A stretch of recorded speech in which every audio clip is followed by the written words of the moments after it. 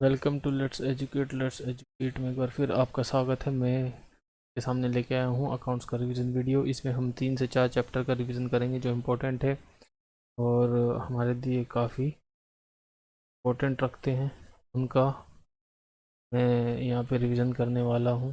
देखिए, सबसे पहले हम ट्रायल एंड बैलेंस से स्टार्ट करेंगे। सबसे पहले कुछ बातें करते हैं। जैसे कि आपको पता है कि कल और परसों आपका एग्ज़ाम है, तो मैंने बिल ऑफ एक्सचेंज का रिवीजन जो है वो ऑलरेडी मेरी उस पर पड़ा हुआ है, आप देख सकते हैं। और भी 2-3 चैप्टर हैं जिनका रिवीजन यहाँ पे पड़ा हुआ है, लेकिन कुछ ऐसे चैप्टर हैं जो आपके 20 से 25 मार्क्स का कवरेज करेंगे, उनका मैं यहाँ पे रिवीजन स्टार्ट कर रहा हूँ। फटाफट करेंगे क्योंकि कुछ ऐसे हैं जिनका ऑलरेडी आपने देखा भी होगा, पढ़ भी रखा होगा। एक जस्ट रिवाइज के तौर पे हम करेंगे, ठीक है। तो चलिए यहाँ पे हम स्टार्ट करते हैं। सबसे पहले बात करेंगे ट्रायल बैलेंस। ट्रायल बैलेंस पता है आपको, टोटल क्रेडिट टोटल डेबिट दिखाता है। ये एक स्टेटमेंट है जो आपको जब लेजर में सभी पोस्टिंग हो जाती है उसके बाद हम उसकी एक्यूरेसी चेक करने के लिए ये हम बनाते हैं कि क्या हमने जो पोस्टिंग की है लेजर में वो सही भी की है या नहीं की, इसलिए हम यहाँ पे ट्रायल बैलेंस बनाते हैं। ट्रायल बैलेंस एक वेरीफाइंग टूल है कि correctness of debit and credit balance, क्या हमने जो बैलेंस निकाला है वो सही निकाला है, क्या हमने सही लेजर से पोस्टिंग की है या नहीं की है। तो ये होता क्या है, इसमें ऐसे एक स्टेटमेंट है, फॉर्मेट देख लीजिए। यहाँ पे डेबिट बैलेंस होगा, इस साइड क्रेडिट बैलेंस होगा, टोटल होगा, फिर यहाँ का दोनों का टोटल होगा जो आपस में जो बैलेंस 2-3 तरीके के होते हैं। जैसे किसी में बैलेंस जो अब क्लोज डाउन है सिर्फ वो आता है, किसी में दोनों आते हैं, किसी में सिर्फ टोटल आता है। तो यहाँ पे 3 तरीके के हमें जो ट्रायल बैलेंस है वो देखने पड़ते हैं। देखिए, सबसे पहले इसका अर्थमेटिक एक्यूरेसी ऑफ लेजर देखने के लिए, कोई एरर तो नहीं है ये जानने के लिए, और लास्ट में ट्रायल बैलेंस से हम जो है वो फाइनेंशियल स्टेटमेंट अपने प्रिपेयर करते हैं। कुछ बैलेंस हमें पता होना चाहिए, जैसे कैपिटल कैपिटल का हमेशा क्रेडिट बैलेंस होता है।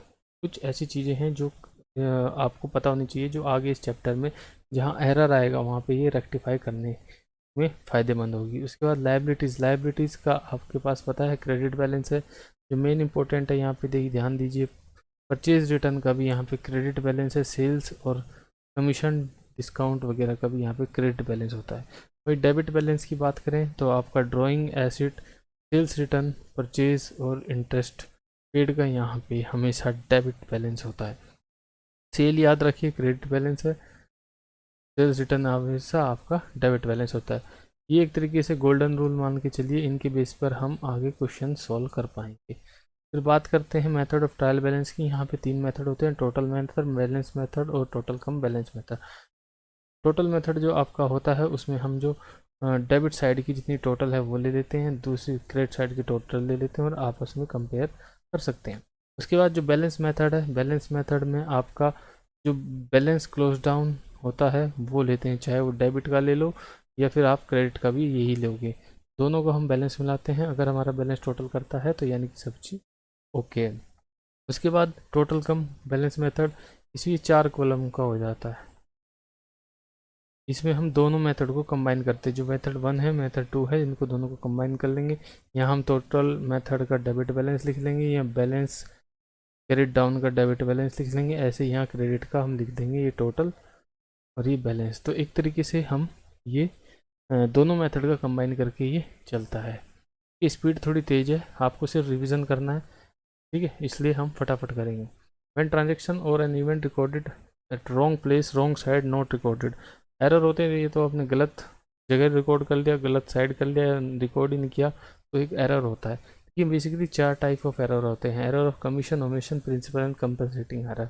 आइए जानते हैं एक एक के बारे में। सबसे पहले error of commission. Error of commission क्या होता है, देखिए, अगर आपने रॉन्ग पोस्टिंग कर दी, यानी कि एक तरीके से आप मान के चलिए क्लैरिकल एरर, क्लैरिकल एरर जो ह्यूमन एरर कह सकते हैं, गलती से हो जाता है छोटी मोटी मिस्टेक, वो एक तरीके से ये यहाँ पे एरर ऑफ ओमिशन कहलाता है।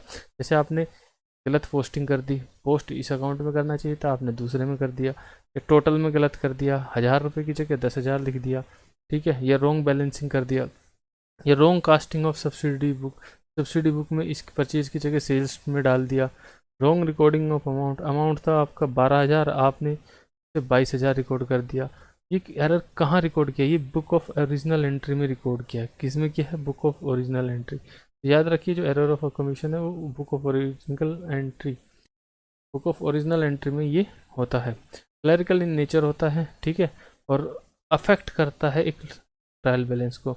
तो आपको याद रखना कि कई बार क्वेश्चन यहाँ से क्वेश्चन आता है कि विच of the following error affect trial balance. तो आपको याद रखना जो एरर ऑफ कमीशन है आपका वो ट्रायल बैलेंस को अफेक्ट करता है। तो इसे स्टार मार्क यहाँ पे आप करके चल सकते हैं। बात करेंगे एरर ऑफ ओमिशन। ओमिशन का जैसे मतलब होता है भूल के जाना, तो ये एक तरीके से एरर है भूल जाना। आप भूल चुके हैं कि ऑन रिकॉर्ड करना ही भूल गए। आप क्या करने भूल गए, आप रिकॉर्ड करना ही भूल गए। ट्रांजेक्शन को आपने रिकॉर्ड ही नहीं किया। सेल हुई आपने, तो मान लीजिए मिस्टर राम से आपने सेल की है, तो मिस्टर राम टू सेल्स आपकी एंट्री होगी।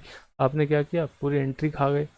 अगर पूरी एंट्री खा गए तो कैसे मिलेगी ये बताइए, क्या वो ट्रायल बैलेंस को इफेक्ट कर पाएगा? वो जो एंट्री गायब होगी तो फिर ट्रायल बैलेंस को भी नहीं ये इफेक्ट कर पाएगा, पूरा ट्रांजेक्शन का ट्रांजेक्शन गायब हो गया।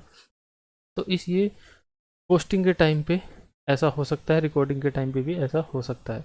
यहाँ पे दो तरह के एरर होते हैं, error of omission, error of omission में, और एरर ऑफ कंप्लीट ओमिशन और पार्शियल ओमिशन। कंप्लीट ओमिशन का मतलब होता है कि आप पूरा का पूरा भूल गए, पूरा का पूरा यहाँ पे आप भूल चुके हो, पूरी एंट्री आप आ गए हो, ठीक है।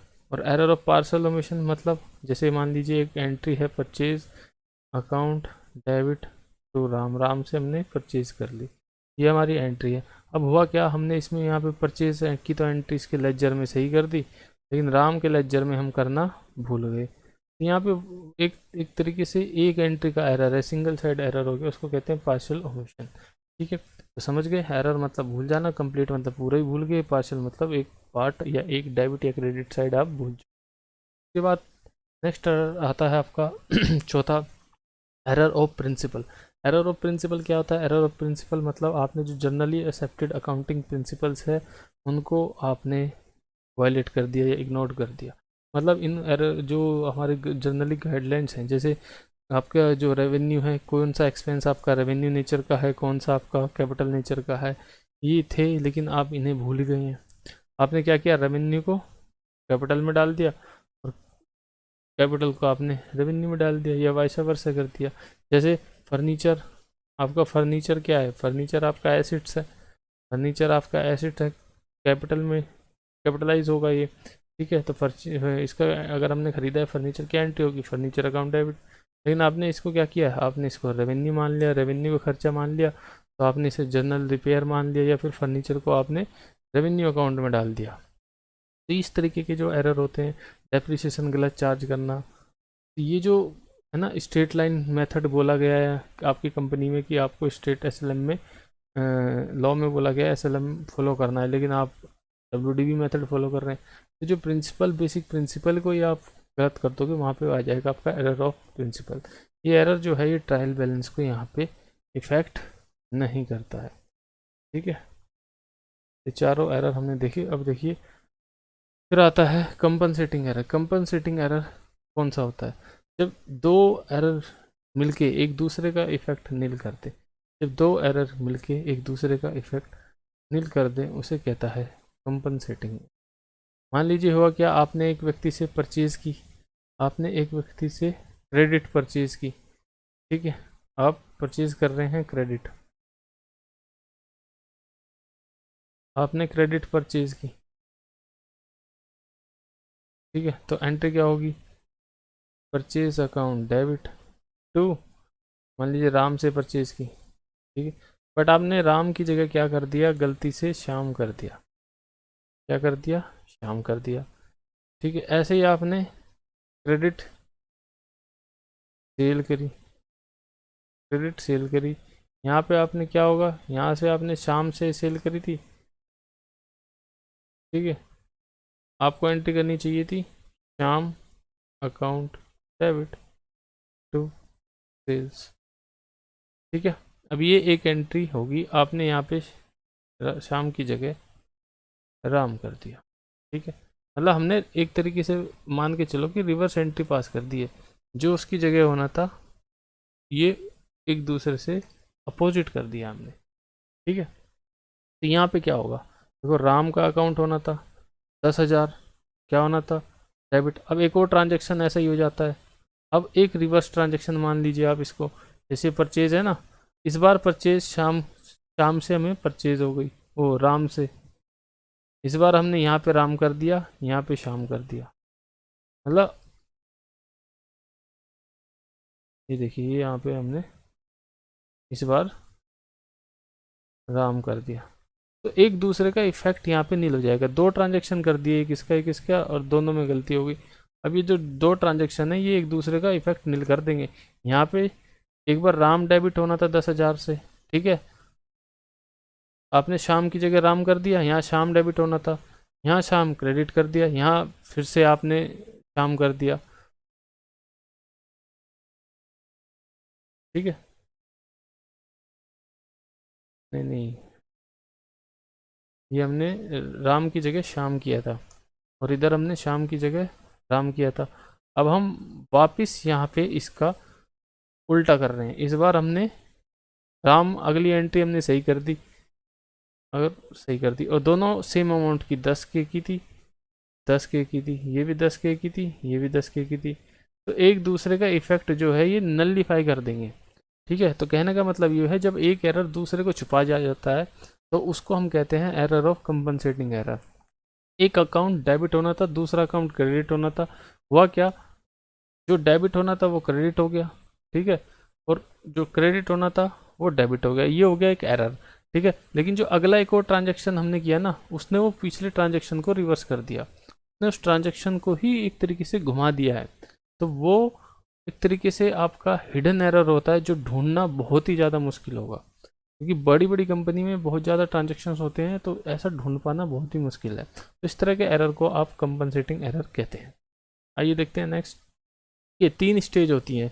या तो आप ट्रायल बैलेंस बनाने से पहले, अगर आप ट्रायल बैलेंस बनाने से पहले देख लेते हैं तो सस्पेंस अकाउंट बनाने की ज़रूरत नहीं होती। लेकिन अगर आप ट्रायल बैलेंस बना चुके हैं और उसके बाद आपको एरर मिला है, बट अभी तक आपके फाइनेंशियल स्टेटमेंट अभी बने नहीं है, तो क्या होता है, सस्पेंस अकाउंट हम यूज़ करते हैं। उसके बाद क्या होता है, अगर फाइनल अकाउंट भी बन गए तब आपको एरर मिला है, तो वहाँ पे हम सस्पेंस अकाउंट भी यूज़ करेंगे। और जो नॉमिनल अकाउंट है उसको, अगर कोई नॉमिनल अकाउंट है तो हम, क्योंकि नॉमिनल अकाउंट जो है वो बैलेंस शीट डेट तक बंद हो जाते हैं, नॉमिनल अकाउंट को हम बैलेंस शीट तक बंद कर देते हैं, तो इसे हम P&L एडजस्टमेंट में रेक्टिफिकेशन एंट्री आ जाएगी। तो यहाँ से क्वेश्चन बनता है कि या अगर बिफोर ट्रायल बैलेंस से है तो सस्पेंस अकाउंट ओपन होगा या नहीं होगा, ऐसे यहाँ से क्वेश्चन बनने के चांसेस हैं। उसके बाद एक और गोल्डन पॉइंट हमें ये देखना है कि जो डेबिट बैलेंस है, अगर डेबिट बैलेंस को हमें इंक्रीज़ करना है तो क्या करते हैं। देखिए, अगर डेबिट को इंक्रीज़ करना है तो हम करते हैं डेबिट, अगर क्रेडिट को इंक्रीज़ करना है तो हम करते हैं क्रेडिट। सिंपल सी बात है, जो चीज़ इंक्रीज़ करनी है उसी से वही कर दो, ठीक है। अगर इसकी अपोजिट आ जाए, डेबिट को डिक्रीज़ करना है तो अपोजिट कर दो, डिक्रीज़ में हम हमेशा अपोजिट करके चलते हैं। ये हमें गोल्डन रूल है, जो एक तरीके से यहाँ पे हमें क्वेश्चन को सोल्व करने की बहुत ईजी वे में हम सोल्व कर पाएंगे। उसके बाद एक क्वेश्चन यहाँ से भी आ जाता है, आया था बल्कि पिछली बार, कि बोथ साइडेड एरर, कौन सा वर्ड बोथ साइड एरर वाला है, ऐसे आता है। जैसे ये रिकॉर्डिंग है, रिकॉर्डिंग में बोथ साइड एरर है, ठीक है। अगर वर्ड आपके उसमें लिखा आता है रिकॉर्डिंग, बहुत सिंपल सा याद कर लो, ये मैंने क्रक्स निकाला हुआ है, रिकॉर्डिंग वर्ड्स देखते ही बोल देना कि बोथ साइड एरर है। अगर सिर्फ पोस्टिंग में एरर है, अगर सिर्फ पोस्टिंग में एरर है तो मतलब सिंगल साइड एरर है, जिसका मतलब आपका अकाउंट में एरर है, सब्सिडी बुक में नहीं है। सब्सिडी बुक आपकी कौन सी होती है, परचेज सेल वाली, ठीक है, उसमें एरर नहीं है। अगर कास्टिंग में एरर है तो मतलब सब्सिडी बुक में एरर है, कास्टिंग में एरर है तो मतलब सब्सिडी बुक में एरर है, पोस्टिंग मतलब सिंगल साइड एरर है, जो कि सब्सिडी बुक में नहीं है, और रिकॉर्डिंग में बोथ साइड एरर है, ठीक है। अगर आपको इस डिटेल ये वीडियो एरर रेक्टिफिकेशन आपका क्लियर नहीं है, और भी ज़्यादा आपको डिटेल में इसको देखना है, तो एक मेरी रिवीजन वीडियो पड़ी होगी जो पूरे 1-1.5 घंटे की है, रेक्टिफिकेशन में बहुत सारे एग्जाम्पल के थ्रू मैंने उसमें समझा रखा है, ठीक है। यहाँ तो मैं एक थोड़ा सा जल्दी में फटाफट दे रहा हूँ, ठीक है। चलिए, ये एक 2-3 एग्जांपल करेंगे हम, ताकि थोड़ा सा क्लियर हो जाए। जैसे good purchase from Amit, Amit से आपने गुड परचेज किए 10,000, लेकिन रिकॉर्ड कर दिए 1,000, तो इससे क्या हो गया, देखिए, अमित से आपने गुड परचेज किए, तो अमित को आपको पैसे नहीं देने हैं, अमित आपका क्या हो गया, अमित आपका क्रेडिटर हो गया, अमित क्या हो गया, आपका क्रेडिटर हो गया। ठीक है, अमित को आपने 10,000 से क्या करना चाहिए था, जब परचेज की एंट्री क्या होती है, परचेज की एंट्री क्या होती है, परचेज डेबिट टू अमित, जो आपका क्रेडिटर है, ये होती है परचेज की एंट्री। ठीक है, अब अमित आपका क्रेडिटर है, क्रेडिटर का बैलेंस क्या होता है, क्रेडिट बैलेंस। क्रेडिटर का बैलेंस क्या होता है, क्रेडिट बैलेंस। क्रेडिटर्स को क्या कर दिया आपने, घटा दिया, तो क्या कर दो, क्रेडिटर को बढ़ा दो। क्रेडिटर को बढ़ा दो तो क्रेडिटर बढ़ाने के लिए क्या करते हैं, क्रेडिट। अभी पढ़ा था ना, देखो ये यहाँ पे ये पढ़ा था, क्रेडिटर बढ़ाने के लिए क्या करते हैं, क्रेडिट। तो यहाँ पे अमित को कर दो क्रेडिट, अमित डेबिट टू। ठीक है, उसके बाद हम देखेंगे कि दूसरी इसमें गुड परचेज किया है, रिकॉर्डेड किया है, रिकॉर्डेड, रिकॉर्डेड वर्ड आ गया तो मतलब क्या, टू साइडेड एरर है, टू साइडेड एरर है, दो साइड एरर है, मतलब क्या हो गया इसका, तो दोनों में एरर है, यानी कि आपकी सब्सिडी बुक में भी एरर है और लेजर में भी है, तो लेजर का हमने लिख दिया। अब सब्सिडी बुक क्या है, गुड परचेज। परचेज हमने क्या किया होगा, यहाँ पे हमने 1,000 रुपये लिख दिया, तो यहाँ पे 1,000 हो गया होगा, परचेज 1,000 रुपये लिख दिया, यानी कि 9,000 से परचेज कम है। तो वापस जाओ, मैंने आपको बताया था कि बैलेंस याद रखना है, यहाँ पे काम आएगा। परचेज का बैलेंस क्या है, ये देखिए यहाँ लिखा है परचेज डेबिट बैलेंस है, क्या है, परचेज का बैलेंस जो है वो डेबिट बैलेंस है, यही है। परचेज का बैलेंस क्या है, डेबिट बैलेंस। परचेज क्या है, कम है, परचेज को क्या करो, बढ़ा दो। बढ़ाने के लिए क्या करते हैं, डेबिट, तो परचेज अकाउंट डेबिट। 9,000 से ये बढ़ जाएंगे क्योंकि 1,000 रुपये ऑलरेडी हम डाल चुके हैं उसमें। ठीक है, दूसरा good purchase for home 10,000, posted at 1,000। इस बार हमने क्या किया है, पोस्टेड किया है। पोस्टेड मतलब single error, single side error, single side error है तो मतलब सिर्फ एक अकाउंट को इफेक्ट करेगा। कौन से को करेगा, लेजर को करेगा या सब्सिडी बुक को करेगा। अभी मैंने आपको बताया था, देखिए सिंगल साइड एरर सिर्फ लेजर को इफेक्ट करता है, सब्सिडी बुक को यहाँ पे इफेक्ट नहीं करता। ठीक है, तो अब बात करते हैं सब्सिडी बुक में कोई इफेक्ट नहीं करेगा, यानी कि सिर्फ किसको इफेक्ट करेगा, अमित को, अमित के अकाउंट को यहाँ पे इफेक्ट करेगा। ठीक है, अब देखना क्या करना है, अमित का अकाउंट क्या है, अमित हमारा क्रेडिटर है, क्रेडिटर हमारा कम हो गया तो हमें पता है अमित 2 में आएगा, पिछले क्वेश्चन में हमने देखा था। क्रेडिटर है, क्रेडिटर कम है, क्रेडिटर को बढ़ा दो, क्या करेंगे, क्रेडिट। ये याद रखना, इसी से मैंने एग्जाम में बहुत सारे क्वेश्चन सोल्व किए थे, 5-6 क्वेश्चन आए थे, वो सारे इसी फॉर्मूले से सोल्व हुए थे। ठीक है, और जितने भी एग्जाम है ना, प्रीवियस पेपर देख लो, यही फॉर्मूला, क्रेडिट बढ़ा दो, ये बहुत आसानी से कैसे क्वेश्चन है घुमा के उसे सोल्व करने में बहुत हेल्प करता है। ठीक है, जैसे अब परचेज है, परचेज में तो एरर रहा नहीं क्योंकि पोस्टेड है, अगर रिकॉर्डेड होता तो परचेज में होता। तो याद रखना, जैसे पोस्टिंग मतलब सिर्फ और सिर्फ सिंगल साइड एरर, अकाउंट में एरर है, जबकि आपका उसमें सब्सिडी बुक में एरर नहीं है। तो यहाँ पे क्या लिख दो, यहाँ पे जहाँ कुछ ना हो तो क्या लिख दो, सिंगल साइड एरर हो तो सस्पेंस। ये भी मैंने गोल्डन रूल अभी आपको दिखाया था। ठीक है, सस्पेंस यूज़ करेंगे जब हम बिफोर प्रिपरेशन होता है ना एरर। चलो नेक्स्ट, थर्ड, कहते good purchase from Amit, Amit से किया, करेक्टली रिकॉर्डेड बट कास्टिंग में एरर है, कास्टिंग ऑफ परचेज बुक में एरर हो गया। इसमें एरर हो गया, कास्टिंग ऑफ परचेज बुक में 1,000 लिख दिया। कास्टिंग ऑफ परचेज बुक मतलब ये जो परचेज बुक है सिर्फ और सिर्फ इसमें एरर है, सब्सिडी बुक में एरर है, अभी दिखाया था मैंने। तो परचेज कम लिख दी, परचेज क्या, कौन सा अकाउंट होता है, डेबिट। डेबिट क्या है, कम, क्या करना है, डेबिट को बढ़ाना है। डेबिट को बढ़ाते हैं तो क्या करते हैं, डेबिट। यहाँ पे परचेज अकाउंट डेबिट टू, जब कुछ नहीं है सस्पेंस, क्योंकि सिर्फ और सिर्फ परचेज बुक में एरर है, जबकि अमित का अकाउंट ठीक है। उसके बाद credit sale to Mohan, credit sale to Mohan, correctly recorded in sale book but was posted to Ram account. Recorded in sale book, correctly record तो सही कर दी, लेकिन पोस्टेड टू राम अकाउंट गलत पोस्ट कर दी है, गलत पोस्ट यहाँ पे कर दी है। गलत पोस्ट क्या कर दी, राम के अकाउंट में पोस्ट कर दी। एंट्री क्या होगी, देखो एंट्री होनी थी, सेल है ना, तो एंट्री होनी थी Ram Mohan account debit to sale, Mohan account debit to sale होनी थी। ठीक है, बहुत सिंपल सी बात है, लेकिन क्या हो गया, मोहन की जगह यहाँ क्या कर दिया, राम कर दिया। ठीक है, मोहन की जगह राम कर दिया। तो राम क्या हो गया, डेबिट, राम हो गया डेबिट। राम को क्या करना है, कम करना है। तो डेबिट है, डेबिट को कम करने के लिए क्या करते हैं, नहीं राम कम नहीं हो गया, राम ज़्यादा हो गया। राम यहाँ पे ज़्यादा हो गया क्योंकि राम को आना ही नहीं था और उसे हमने 10,000 से डेबिट कर दिया है। तो राम को राम एक्स्ट्रा ज़्यादा हो गया, तो राम को क्या कर दो, राम को घटा दो। घटाने के लिए क्या करते हैं, घटाने के लिए क्या करते हैं, उल्टा करते हैं। तो राम अकाउंट डेबिट नहीं, टू राम अकाउंट, राम का अकाउंट हम क्रेडिट कर देंगे। उसके बाद बचा मोहन। मोहन क्या है, 10,000 पास correctly recorded in sale book. ठीक है, मोहन आना था, मोहन का क्या होना था, मोहन डेबिट होना था, मोहन डेबिट होना था। मोहन हमारा क्या है, मोहन हमारा डेटर है, इसलिए डेबिट होना था। और मोहन का अकाउंट डेबिट है, डेबिट होना था। मोहन डेबिट कम हुआ है, तो क्या करो, डेबिट को बढ़ा दो। डेबिट को बढ़ाने के लिए क्या करते हैं, डेबिट, तो यहाँ पे मोहन अकाउंट डेबिट। ठीक है, बहुत सिंपल है। राम को हमने डेबिट कर दिया था, उसे कम कर देंगे, डेबिट को कम करने के लिए क्रेडिट करते हैं। मोहन को हमें बढ़ाना था, लेकिन हमने उसे क्या कर दिया, एक तरीके से कम ही कर दिया, जो बढ़ाया नहीं है। तो हमें क्या करना है, मोहन को बढ़ाना है। अगर हम मोहन को बढ़ाएंगे तो डेबिट को बढ़ाएंगे तो डेबिट। उसके बाद नेक्स्ट क्वेश्चन, ये इंपॉर्टेंट क्वेश्चन आ चुका है एग्जाम में। Rent paid 2000 wrongly shown as paid to landlord. हुआ क्या है कि रेंट पेड जो था, क्या एंट्री होनी थी, देखो सिंपल सी बात है, रेंट टू कैश हो जाता है या बैंक टू बैंक। ठीक है, हो क्या गया, लैंडलॉर्ड टू कैश हो गया। लैंडलॉर्ड को हमने क्या कर दिया, डेबिट कर दिया।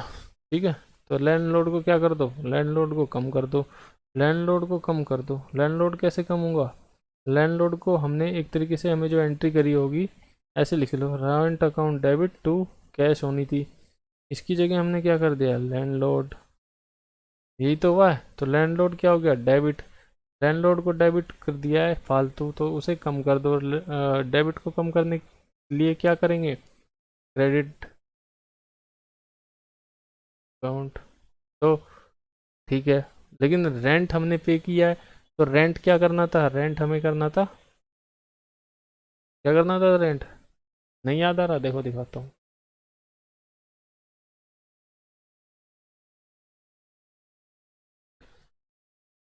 इंटरेस्ट पेड, इंटरेस्ट पेड यहाँ पे एक तरीके से एक्सपेंस है, expense, interest paid, rent paid, ये तरीके से हमारे एक्सपेंस है। एक्सपेंस को हम क्या करते हैं, एक्सपेंस का डेबिट बैलेंस होता है। एक्सपेंस का कौन सा बैलेंस होता है, डेबिट, डेबिट। तो यहाँ पे रेंट हमें डेबिट करना था, नहीं किया, तो रेंट को हमें क्या करना है, डेबिट करना है। डेबिट करना है तो रेंट को बढ़ाना है, डेबिट को बढ़ाएंगे तो क्या करेंगे, डेबिट। तो यहाँ पे रेंट अकाउंट डेबिट। ठीक है, बहुत सिंपल है। उसके बाद ये कुछ एग्जाम के क्वेश्चन है। What is error of commission, error of commission क्या है, अभी एक एक करके एरर देखते हैं। When an error of omission का है, omission, error of omission, omission क्या होता है, यानी कि भूल जाना। When an error consist of entity of a transaction wrong account, wrong account, ये एरर ऑफ क्या है, एरर ऑफ कमीशन है। Error which do not affect the agreement of trial balance, ये इफेक्ट नहीं करता। क्या एरर ऑफ ओमिशन इफेक्ट करेगा, when an item of nominal account is entered in real account, ये भी नहीं है। When transaction is not recorded at all, जब हम बिल्कुल ही भूल गए, क्लियर कट आंसर दिया हुआ है, जब हम बिल्कुल ही भूल गए तो हम इसको is not at all recorded all, ये वाला ऑप्शन सही भी हो सकता था, लेकिन यहाँ पे ये नहीं बताया इसने पार्शल है या आपका कंप्लीट है, क्योंकि पार्शल आपको इफेक्ट कर जाएगा। ठीक है, which of the following is an error of commission, commission मतलब जो क्लरिकल नेचर का एरर होगा, जैसे sales book was overcasted by 600, purchase book was undercasted. देखिए सेल बुक 600 से ऊपर बढ़ा दी गई है और परचेज बुक इतने से घटा दी गई है, एक ने बढ़ा दी एक ने घटा दी, तो बात तो बराबर हो गया भाई। ये ट्रेडिंग आपका P&L है, P&L, सेल्स बढ़ गई परचेज घट गई, बात तो नील, इफेक्ट तो नील आ गया, 100 से बढ़ गई 100 से माइनस हो गई, ये एरर कमीशन नहीं है। Treating charges as addition to asset, treating charges as addition to asset, ये भी नहीं है। Sale of 6000 omitted to be recorded, omitted omission है, परचेज ऑफ साथ रॉन्गली पोस्टेड ये आपका करेक्ट आंसर हो जाएगा। नेक्स्ट, एक तो दिख नहीं रहा, इतने छोटे छोटे आ गई। Entry of 650 was wrongly posted to salary account instead of machinery account. देखिए जो सैलरी अकाउंट में डाल दी कि machinery account, as salary has to be capitalise. देखिए सैलरी कैपिटलाइज करने की बात कर रहा है, एक्सपेंस होता है सैलरी एक्सपेंस होता है, इसको कैपिटलाइज की बात करने की बोल रहा है, ये रेवेन्यू होना चाहिए। तो यहाँ पे एरर ऑफ प्रिंसिपल अपने आप ही आ जाएगा। फिर क्या लिखा है, the given error is example of which of the following, ये फॉन्ट छोटे रहेगा, साफ नहीं दिख रहे। The given error is example of which of the following option, voucher for purchase of good on credit में have been over seen and was not entered in the journal. देखिए जो वाउचर है वो जर्नल में ही entry नहीं हुई, तो ना उसकी लेजर में होगा, ना पोस्टिंग होगी, कुछ नहीं होगा, तो इसलिए एरर ऑफ ओमिशन है, क्योंकि हम ये भूल गए हैं। ये अगर एग्जाम में आपको कोई क्वेश्चन समझ में ना आए तो उसे हिंदी में एक बार पढ़ के जरूर देखना। अभी कहता है a person account was to be debited by 100 but debited instead by 200 and other person was to be debited 250 और इंस्टेड बाय 2। देखिए मैंने कहा था ना, राम का अकाउंट एक बार 10,000 से डेबिट हो गया, फिर उसकी जगह शाम का हो गया, ऐसे ही फिर एक बार शाम की जगह राम का हो गया। तो यहाँ पे क्या कह रहा है, एक का अकाउंट 100 से डेबिट हुआ 200 की जगह, और दोबारा घूम के उसका 200 की जगह 100 की जगह 200 डेबिट हो गया। तो एक तरीके से एक एरर ने दूसरे एरर को ढक लिया। ये कह रहा है कि एक आदमी के व्यक्ति 100 से डेबिट हो गया जबकि वो 200 से होना चाहिए था, और एक बार वो 200 से हो गया जबकि वो 100 से होना चाहिए था, तो टोटल तो 300 ही हुआ। तो एरर तो गलत हो गया ना, कंपनसेटिंग एरर आ गया ना। ठीक है, एक चैप्टर हमने ख़त्म कर दिया लगभग यहाँ पे आपके 20-25 मिनट में। Next branch accounting another important chapter, 4 से 5 नंबर यहाँ से आराम से आएंगे। ये होता क्या है, जब छोटी ब्रांच हमारे कहीं बिजनेस करते हैं हम, तो हम दूसरे शहर में बिजनेस करने के लिए कई छोटी ब्रांचेस खोल लेते हैं, उन्हीं को उसी की जो अकाउंटिंग होती है वो यहाँ पे ब्रांच अकाउंटिंग कहलाती है। ज़्यादा डीप में ना जाते हुए मैं फटाफट बताता हूँ। देखिए ब्रांच अकाउंटिंग के फ़ायदे होते हैं, सेल्स बढ़ जाती है, दूसरे एरिया में जाके करेंगे।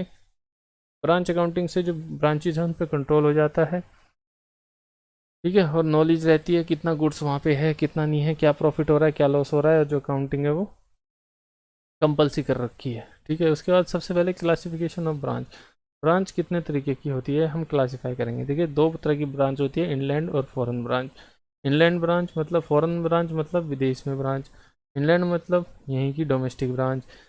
ठीक है, अब इनलैंड में भी यहाँ पे 2 तरह की ब्रांच होती है, independent branch, dependent branch. Independent branch मतलब थोड़ी सी बिग ब्रांच, और डिपेंडेंट मतलब स्मॉल ब्रांच जो अपने हेड ऑफिस पे निर्भर करती है।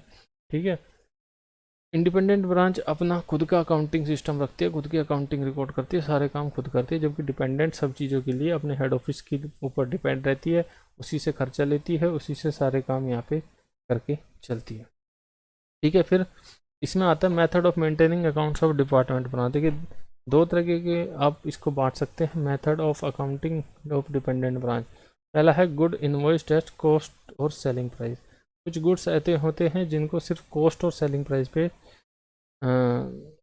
हम इशू कर सकते हैं, और दूसरे हैं यहाँ पे इनवॉइस एट होलसेल प्राइस, जिनको हम होलसेल प्राइस पे दे सकते हैं। यानी कि एक तरीके से एक आप सिर्फ कॉस्ट पे बेच सकते हो, सेलिंग प्राइस पे बेच सकते हो, या थोड़ा बहुत लोड लगा के उस पर यहाँ पे गुड आप ब्रांच को भेज सकते हो। देखिए 3 मेथड होते हैं इसमें। सबसे पहले होता है डेप्टर मेथड, सबसे पहले क्या होता है डेप्टर मेथड, फिर स्टॉक एंड डेप्टर मेथड, और तीसरा होता है trading and P and loss, जिसको हम कभी कभी फाइनल अकाउंट मेथड भी यहाँ पे कह के चलते हैं।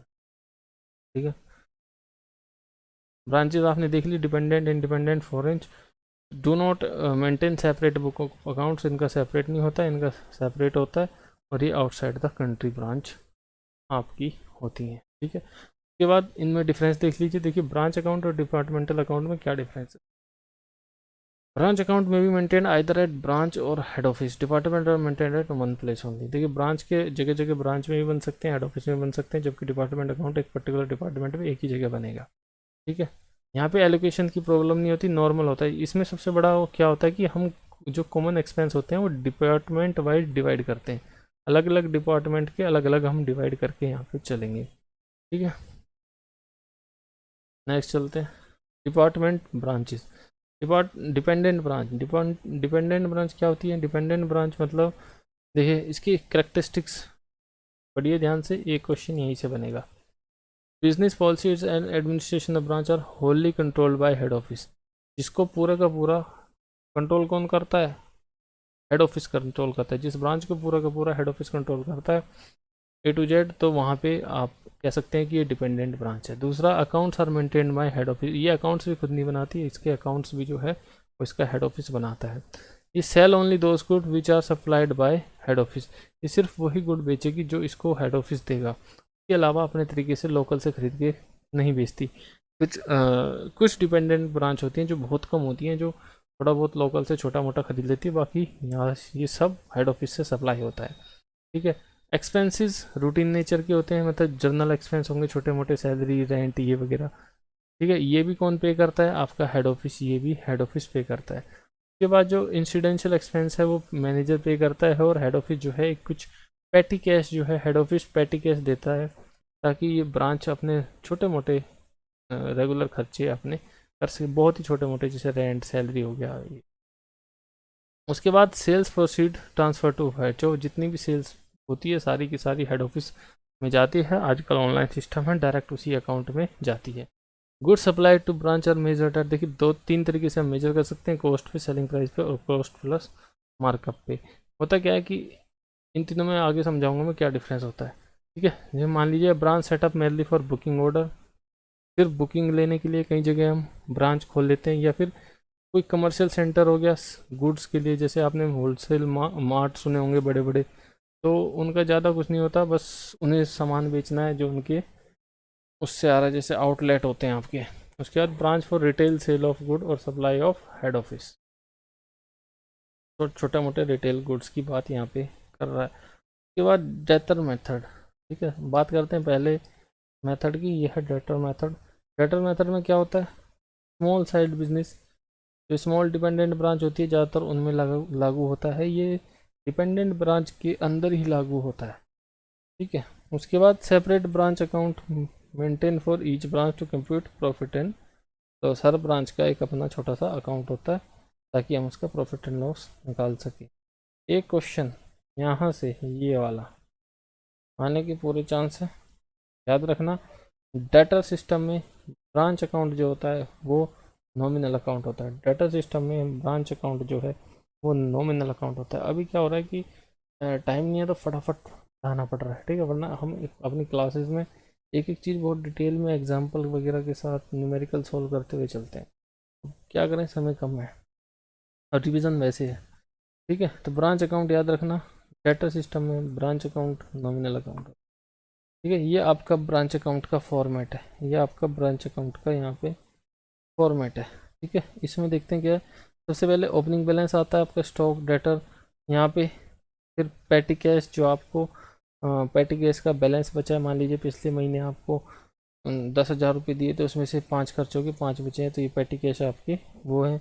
उसके बाद जो आप यहाँ पे आ जाओ, फिर कैश रेमिटेड, जो हम बैंक को, जैसे हमारी बिक्री होती है वो हम वापस भेजते हैं, तो वो यहाँ पे कैश रेमिटेड हो। याद कर लो इमेजिन करके कि मैं किधर बता रहा हूँ, इधर के हैं। सबसे पहले कैश वापस भेजना है, रिटर्न कुछ हेड ऑफिस से आ रहा है तो उसको रिटर्न करना है, फिर ये बैलेंस शीट ही, फिर ये कैश, डेटर, पेटी cash, fix asset, repeat expense.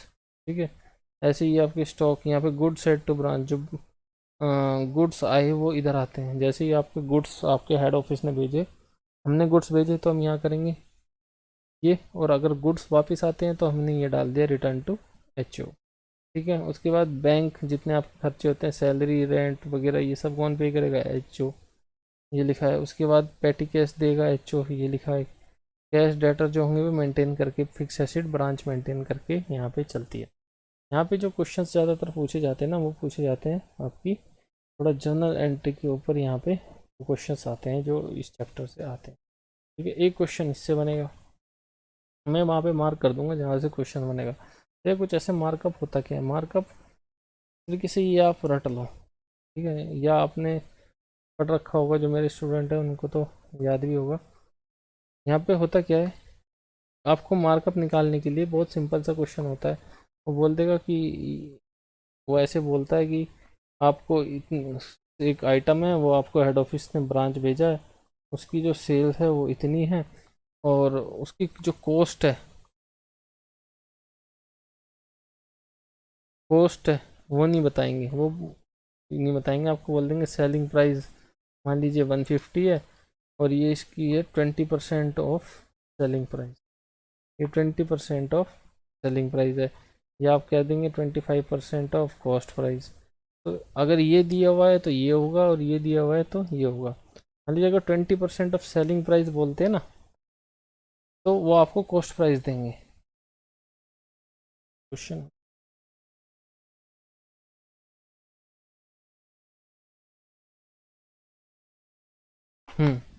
ये आप जैसे 20% ऑफ सेलिंग प्राइस है, 25%, मान लीजिए किसी की कॉस्ट 100 है, वो बोल देगा और हमने इसे बेचा 20% ऑफ सेलिंग प्राइस, तो बताओ इसका सेलिंग प्राइस क्या है, मार्कअप क्या है, ऐसे पूछ लेगा, मार्कअप पूछ लेगा परसेंटेज में। तो बहुत सिंपल सी बात है, आपको पता है selling price equal to cost plus markup, जिसको हम लोडेड प्राइस भी कहते हैं।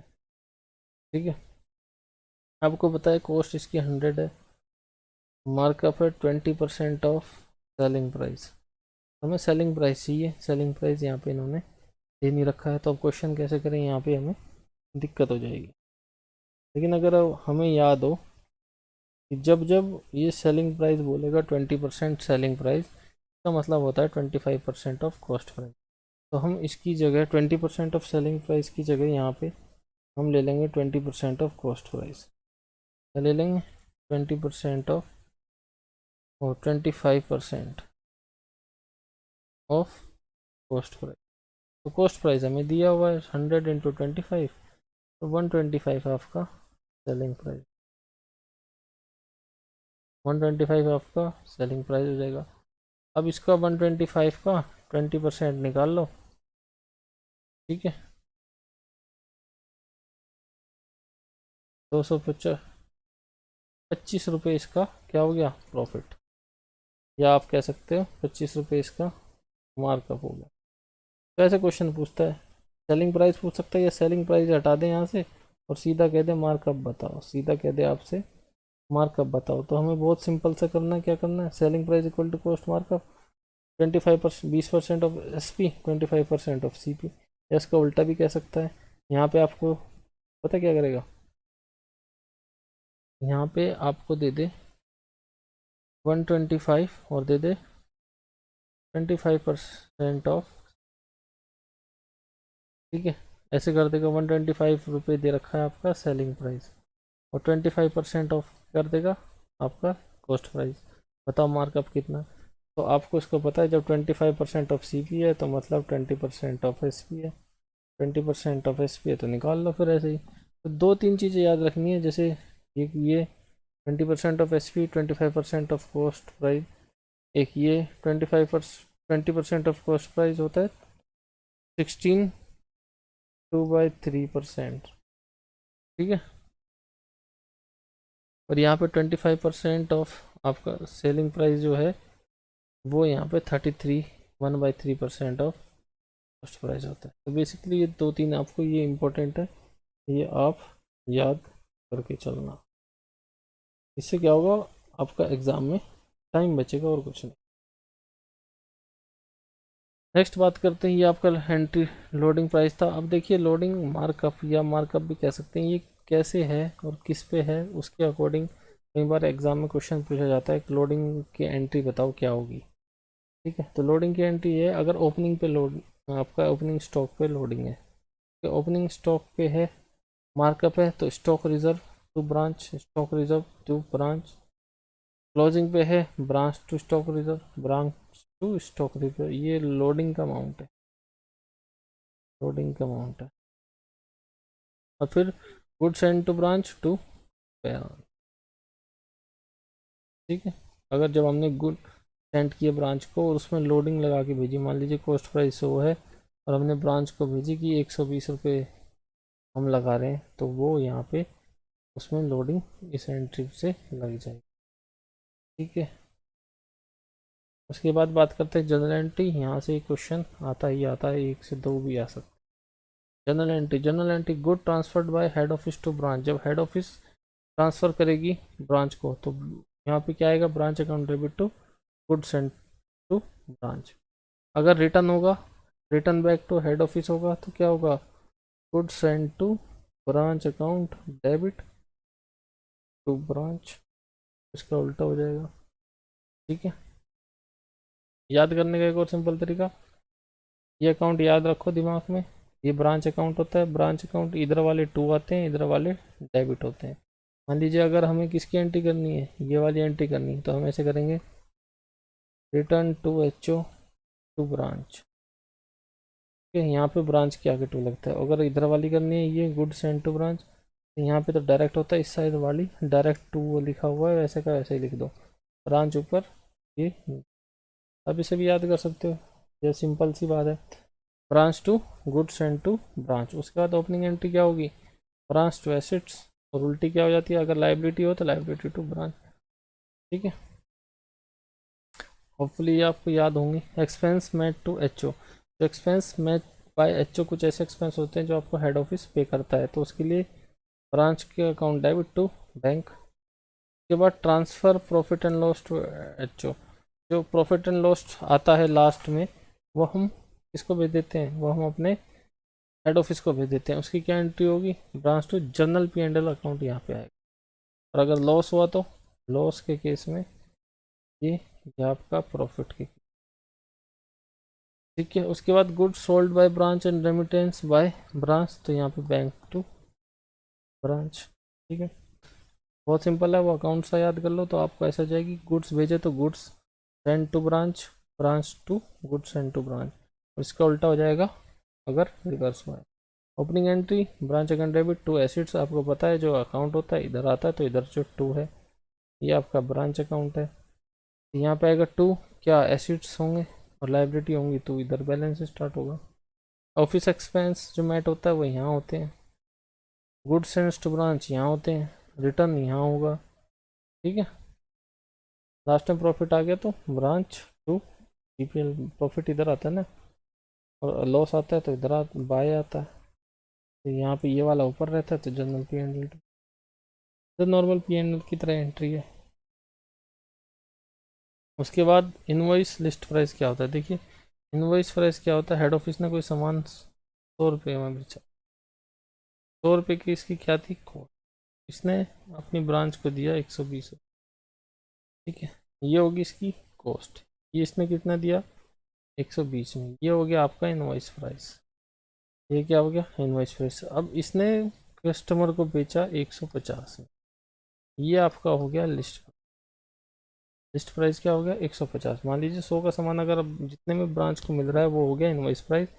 हेड ऑफिस ब्रांच से इनवॉइस करेगा इतना, और आगे जो ब्रांच कस्टमर को बेच रही है वो कस्टमर को लिस्ट करेगी। होता है ना क्या लिस्टिंग प्राइस क्या है, तो वो ये वाला प्राइस होता है। क्या invoice price list price equal हो सकते हैं, invoice price list price equal हो सकते हैं, हाँ अगर ब्रांच ऐसी है जिसको सिर्फ और सिर्फ बेचना है, पूरी तरह से डिपेंडेंट है, कोई प्रॉफिट नहीं करना, तो वो 120 का सामान 120 में ही बेच देगी। ठीक है, उसके बाद नेक्स्ट सिस्टम आता है आपका स्टॉक डेटर सिस्टम। अभी तक हमने डेटर सिस्टम यहाँ पे कर लिया है, इसमें इम्पोर्टेंट था वो इसके फीचर्स थे, यहाँ से क्वेश्चन आ सकता है। उसके बाद जो इसकी एंट्रीज थी और मार्कअप का 3 क्वेश्चन यहाँ से बनने के चांसेस। ठीक है, ठीक है, नेक्स्ट चलते हैं स्टॉक डेटा सिस्टम में। स्टॉक डेटा सिस्टम क्या होता है, देखिए होता क्या है, स्टॉक डेटा सिस्टम थोड़ा सा और ऐसा सिस्टम है जो ब्रांच पे पूरी तरह काबू करता है, मतलब और ज़्यादा कंट्रोल करता है। मतलब ये थोड़ी सी और बड़ी ब्रांच है, तो उसको काबू करने के लिए इस पर पूरी तरीके से ये कंट्रोल लगा के यहाँ पे इस सिस्टम के थ्रू आप चलते हैं। ठीक है, इसमें हम कई तरह के अकाउंट बनाते हैं, जैसे branch stock account, PL account, debtor account, expense account, goods send to branch account, हर उसका एक अलग से लेजर वगैरह हम अकाउंट यहाँ पे बना के चलते हैं, जिससे अच्छी तरीके से ब्रांच की कंट्रोल है। यहाँ से भी एक क्वेश्चन आता है, या तो ये आएगा या वो आएगा। यहाँ पे जो ब्रांच स्टॉक अकाउंट है वो याद रखना है रियल अकाउंट है, और लोडेड और इन्फ्लेटेड प्राइस पे बनेगा, लोडेड और इन्फ्लेटेड प्राइस पे बनेगा। क्वेश्चन ये आ सकता है कि स्टॉक डाटा सिस्टम में ब्रांच अकाउंट, स्टॉक हटा देगा यहाँ से, ब्रांच अकाउंट कौन सा अकाउंट होता है? आपको याद रखना है डाटा सिस्टम में ब्रांच अकाउंट जो है आपका वो रियल अकाउंट होता है, और जबकि आपका डाटा सिस्टम में कौन सा अकाउंट होता है? नॉमिनल अकाउंट होता है। ठीक है, बात करते हैं branch allowed to purchase good locally, तो ये बढ़ाते चल जाते हैं। कैश अकाउंट है, अगर लोकल परचेज करने लग गई है तो कैश अकाउंट लग लेगी, या फिर independent record of branch assets, तो ये चलता रहता है, बढ़ते जाएंगे। ठीक है, जो सरप्लस और डेफिसिट होते हैं स्टॉक डाटा सिस्टम में, वहाँ पे जर्नल एंड पीएनएल में जाते हैं जो आपके डाटा सिस्टम में, लेकिन स्टॉक एंड डाटा सिस्टम में ये ब्रांच एडजस्टमेंट अकाउंट में जाएंगे। किस में जाएंगे? Branch adjustment account. ठीक, बिल्कुल उसी की तरह एंट्री होगी जैसे डेटर में। इसमें भी जो क्वेश्चन आता है वो एक तो यही आ जाता है आपका ब्रांच वाला क्वेश्चन यहाँ से, और दूसरा आपका जो क्वेश्चन आता है वो आता है जर्नल एंट्री से। इसमें जर्नल एंट्री के अलावा और कुछ नहीं है। देखिए, cost of good send to branch, जब हम ब्रांच को गुड भेजते हैं तो एंट्री क्या होती है? Branch stock account to good send to branch, same की सेम है, बस यहाँ पे ब्रांच के साथ स्टॉक आ गया। रेमिटेंस ऑफ एक्सपेंस, तो यहाँ ब्रांच कैश आ गया। ठीक है, बाकी यहाँ पे ब्रांच अकाउंट आ गया, क्योंकि यहाँ ना हर चीज़ का अलग अलग अकाउंट बन गया है। अगर आप इन चीज़ को हटा दो, देखो तो ये branch account to good sent, branch account to cash sent, ये एग्जामिनर अपने तरीके से भी बना के भेज सकता है एक दो अकाउंट, याद रखना ब्रांच होना चाहिए उसमें। बाकी एंट्री वही है, good sent to branch cash वाली। ठीक है, कोई एसेट है तो एसेट अकाउंट डेबिट, कैश और क्रेडिटर, अगर आपने एसेट खरीदा है तो asset account debit to cash और creditor. Goods return by branch, goods return by branch, देखिए यहाँ पे गुड्स रिटर्न की एंट्री क्या आती है, ये रही गुड्स रिटर्न की थी, goods send to branch to branch. अब इसमें देखते हैं कि entry goods send to branch same है, बिल्कुल सेम है, बस याद रखना है स्टॉक डेटर में स्टॉक आ जाएगा। Cash sale branch to branch stock, एक तरीके से नॉर्मल एंट्री है, ब्रांच जोड़ दिया। तो इसमें कुछ ज़्यादा नहीं है, थोड़ा सा आपको दिमाग लगना है।